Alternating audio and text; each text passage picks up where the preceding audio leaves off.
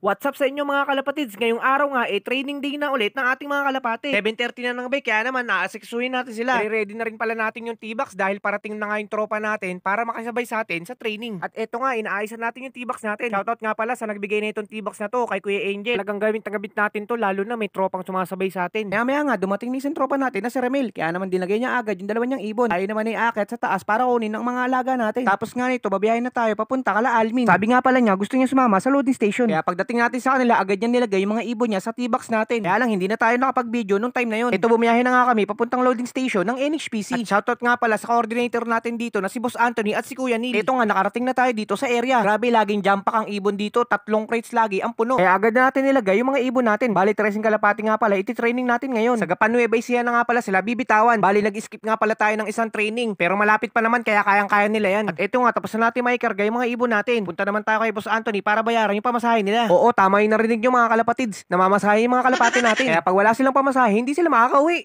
Joke lang mga kalapatids. O siya, uwi na tayo at kita-kits na lang tayo bukas. Abangan. The next day later. Ako nga pala, hindi nga pala tayo makakapagbabang noong umaga. Dahil ngayong araw nga ay may community service yung sector natin. Shoutout nga pala sa Triskelion de Bagong Pag-asa sector. At syempre, shoutout sa chapter natin, Road to Bagong Pag-asa. Congrats nga pala mga brad sa success ng project natin. At dito nga, tapos na natin gawin yung community service natin. Salute sa inyo mga tol. A few moments later.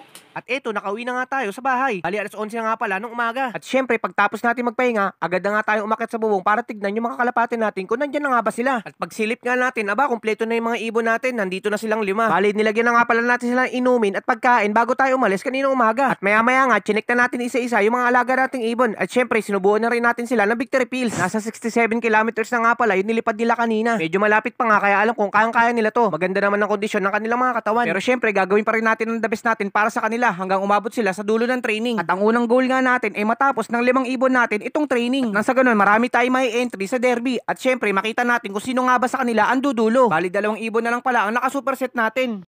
A few moments later. Yan mga kalapatids, time check natin. 2:40 na ng hapon at ngayon lang tayo nakaakyat dito sa loft. Ayan, bali hindi nga tayo nakapag-abang kanina sa pauwian natin ng Gapan, Nueva Ecija. Pero ayan, pag-akyat natin dito, kumpleto naman na yung mga ibon natin. Kahit medyo masama yung panahon, at least safe sila nakauwi dito sa loft natin. Kaya abangan pa natin sa mga susunod pa nilang training. Palayo na ng palayo yung training natin. May baysihan na tayo.